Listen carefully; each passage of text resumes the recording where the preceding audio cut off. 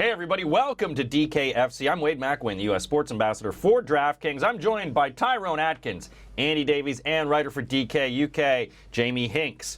Now, DraftKings is all about putting together your best 11-man team for football. And this week we're talking to our guys to put together their own team. Who have they got on their team? Who have they got? Like, for example, I'll say goal. Like, who you got in goal, Tyrone? Who's your goalkeeper? I'm going for a goalkeeper who's played in the Premiership fairly regularly in the last 10 years, and this has been his best campaign yet. I'm going for Gomez of Watford. Well, it is. I love Aurelio Gomez. Of course you do, as an ex-Spurs player, of course. Always had many a ricket, always had a good quote from Harry Redknapp to support him or not back in the day. But he's been solid for Watford for a couple of years now. He got them, helped them get promotion, and this year he's not put himself any shame whatsoever. He's only 3.8 thousand DraftKings fans, and at 7.5 points average a game. It's very good, and they're at home to Stoke. Which we should be at that game. Should be at so that you game. Can cheer him on personally. And I think he's going to have a very, very good day. I think he'll keep a clean sheet and maybe a couple of stops as well. Jamie, Tyrone's going for Gomez. What about you? I'm going for Gomez. All right, too. go Gomez. For the same reasons that Tyrone said. I don't really need to repeat any of them. He's got loads of clean sheets. They'll beat Stoke. Yeah. Okay, Andy, are you go Gomez as well? I could not afford Gomez. I don't like goalkeepers. I don't like picking them. They seem expensive for the points. So that's why my finger always goes up and down, and I always end up on Jack Butland. So, because he's 3.3 and averages 8 points. And I know they're playing Watford, but I don't think it's going to be a particularly high-scoring game. You might even keep a clean sheet. You never know. So, as I always do, I've gone for Jack Butland once again. One week, I promise 1 week I won't pick Jack Butland. We've got two Gomez and Andy's finger, which always ends up in Buttland. There we Let's go. go on. And I always pick him solely because you can make that I know, game. I'm going to make that show all the time. Buttland, it's like Poundland, except things are more expensive. Let's go on to our next game. It is the next defenders, sorry. Jamie, talk about your defenders. Who do you have? I got Papasware from Palace. I think they're going to have a lot of joy against Danny Simpson, which I've already said before today. Him and Balassi will link up well together. He loves to cross. He's really bad at defending, but it doesn't really matter because I'm only picking him for his attacking. In the same game, I've gone for Christian Fuchs. He's the most expensive defender on there for a reason. He averages over 10 fantasy points per game, which is really good for a defender. Loves to cross, and you can expect him to get forwards against Palace because we've been a bit of a shell of what we once were at the back over the last sort of 5 or 6 games. And also Jeff Cameron, I'm just going to pick him every week because he seems to get a fair amount of points. He'll get forward, put some crosses in. Yeah. He's 2,800 for Stoke, right? Yeah, like that's quite cheap for a fullback. With Shaqiri out, he might get forward a little bit more. But yeah, I don't see any reason not to pick him. All right, Andy, how about yourself? Defenders, who are you going to go for? I don't like defenders. Oh, come on. I don't like them almost as much as I don't like goalkeepers. But I always my policy is always to go cheap with defenders, so I've done the same. I've gone for Papasware of Palace. For the same reasons as you, but I've also gone, just in case he doesn't, I've gone for Danny Simpson. Just because he's cheap, he's 3 and he's worth 5.2 points a game. And another one who's cheap and does all right, he's playing against Aston Villa, so he should get forward. And that's Angel Rangel of Swansea. He's 3.2, averages 5.8 a game. And look, he's playing against Villa. You have to pick at least 2 players who are playing against Villa. In your team every week. It's the points are there for the taking. I wonder if you can guess who my second player playing against Villa is. Tyrone, defenders. I like how you say Angel Rangel. Do it again, because I can't roll my R's. I can't either. I don't know how I did it. Angel Rangel. Better than me. Angle Wrangle, I always say. Good old Angle Wrangle. Angle Wrangle's not in my team, but I've gone for Fuchs as well, same reason. I'm not going to pronounce it that way. It's Fuchs. You know, kids watch this. So I've gone for Fuchs. Fucks in the box. Yeah, it's the Fuchs and the Bucks. Six. Fuchs is definitely the fullback of the year. He's definitely going to waltz into the Premier 11 for good reason. Averages over 10 points, as Jamie said. 5.3 is not cheap, but he's always involved. In every game he's involved. And I think he will have a good day in South London this weekend against Palace. Next to him, Chelsea loanee, Nathan Ake. Yeah, who plays for Watford. yeah, I love him. I love him every week. Yeah, I didn't go for Yedlin this week from because he's playing on Sunday, otherwise I would have. Nathan Ake for Watford, good. He's playing bloody well, actually. 7.4 he averages, 3.3 thousand, very cheap. And I've gone for a guy who I've never gone for before. I've never gone for a Swansea defender until this moment. I've gone for Taylor. Who plays fullback for Swansea. He is only 3,000 and he averages just over 5, but like I say, a bit of a bargain, and Swansea are playing Villa. Good value play right there. Andy, you've hated all positions so far. Midfielders, hate them. I love midfielders. Oh, hooray! Midfield is my favourite because I get to pick Dimitri Payet. I think Payet's going to have the game against Chelsea. I'm really looking forward to that. I think there's a lot of points to be had in it.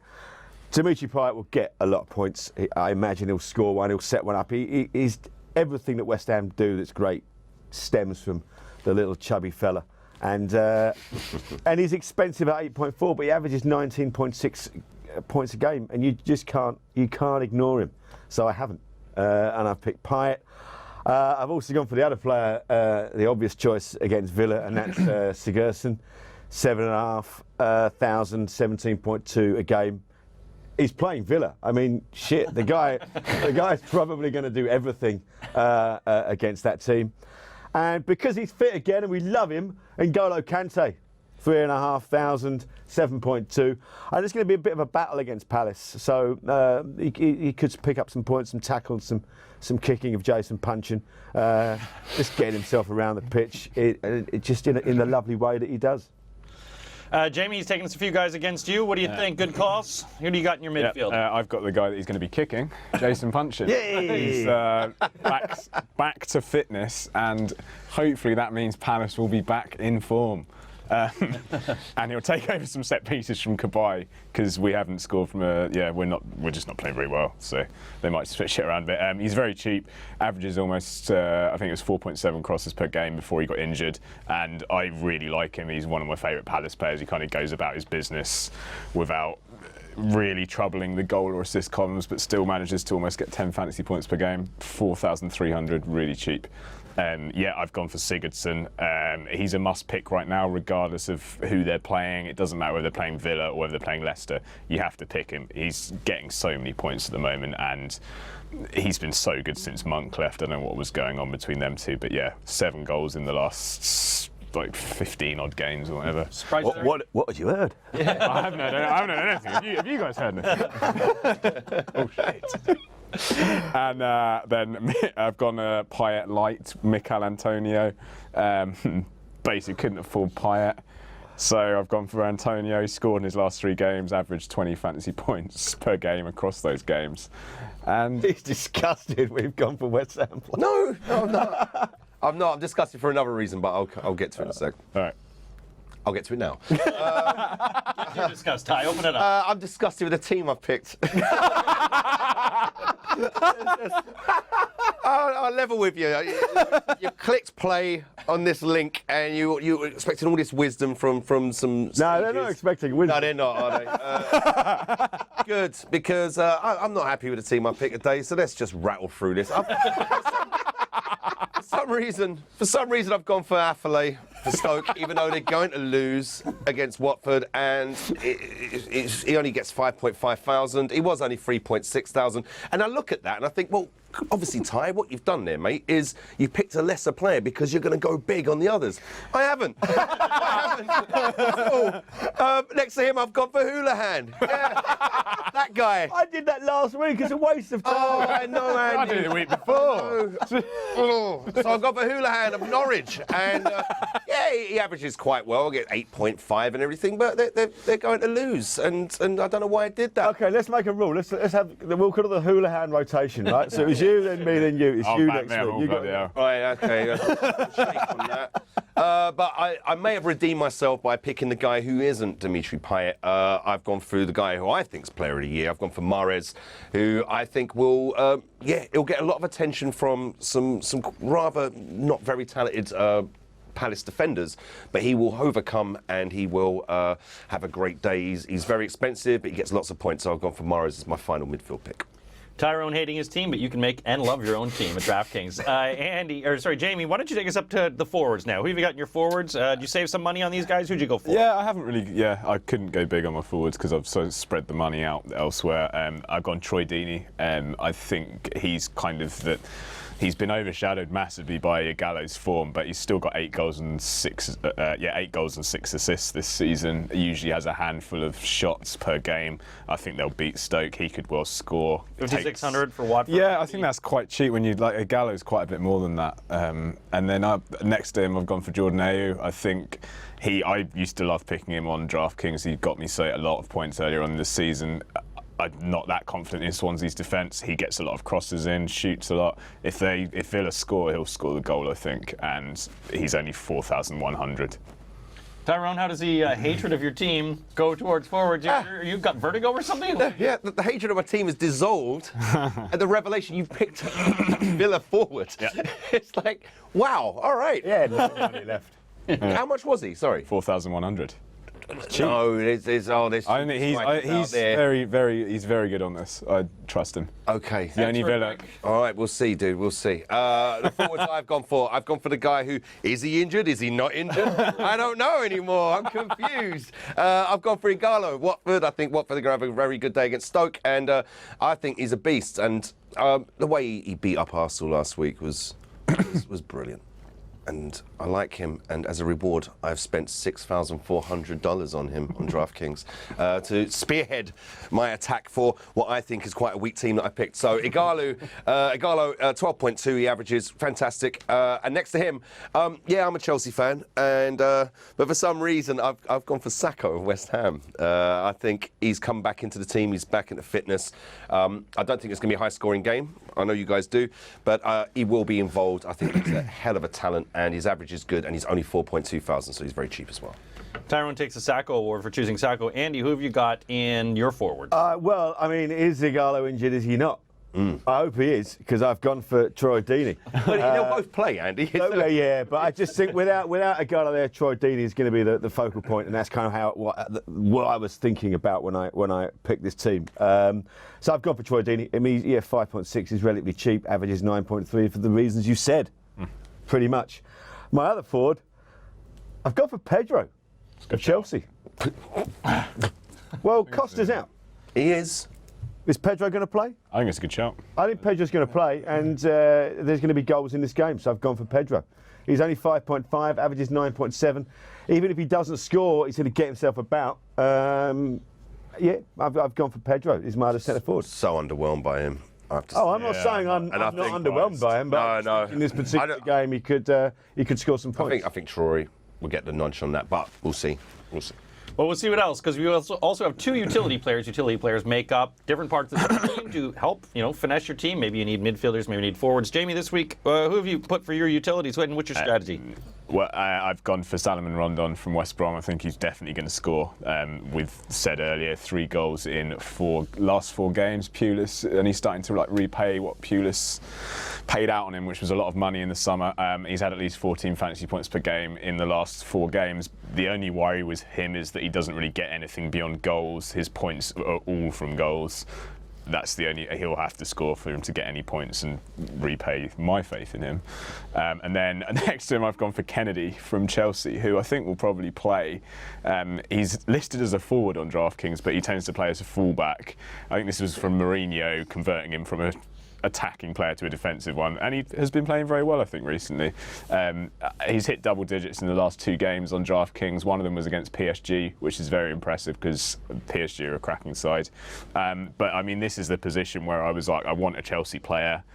There's a lot of Chelsea forward players that are all around the sort of 4,000, 3,500 one. So this could have been anyone from Kennedy, Pato, Falcao, Remy, Traore, whoever's playing, basically. Pedro. Well, Pedro's a little bit too much. Yeah. I'm proper bargain basement down there with all Chelsea's kind of weird cast-offs. Rub it in, mate. Chooses Kennedy. He's good with the headshots. Who have you got, Andy? Who is your utility players? I had no money left. Okay. At all. Absolutely, like, no money left. So I've gone for Danny Drinkwater just to celebrate the fact he's had an England call-up. Hey. It's cheap. It's only 3.3 and 6.5 a game. He may celebrate his England call-up by having a tremendous game against Palace. Then the other one, this is more in memorandum of the fact that Shaqiri is injured. I've gone for Bojan. Because Shaqiri's out, I imagine Bojan's going to play. He came on from the other day. This is Bojan's time to shine. If he will, I don't know. If he doesn't, I'm only cost me 3,600, so I don't really care. So yeah, Bojan. See how he gets on. He does average 7.6, so you never know. Tyrone, Andy's gone Bojan. What have you got for your 2 utility guys? Okay, I've finally gone for a Chelsea player in my utilities. I've gone for, it's your last chance. Do you want to stay or do you want to go? That's the big question. I've gone for Cesc Fabregas. All the talent in the world. Very inconsistent this season. He's been part of the problem. He and the merry gang of other midfielders, with the exception of Willian, who's a genius. I've gone for Fabregas, 5.4 thousand. Not incredibly cheap, but if this was last season, how much would it have been worth last season? In the 8s? I thought you might have gone Hazard. When you were just going through that, I was like, it's his last chance. Is he going to leave? No, I think he's out already. I think he's off. His eyes beyond the door. He's out, I think. We'll see. He's gone. Fabregas, so I've gone for him. He still averages 8.3 thousand, which is more than respectable.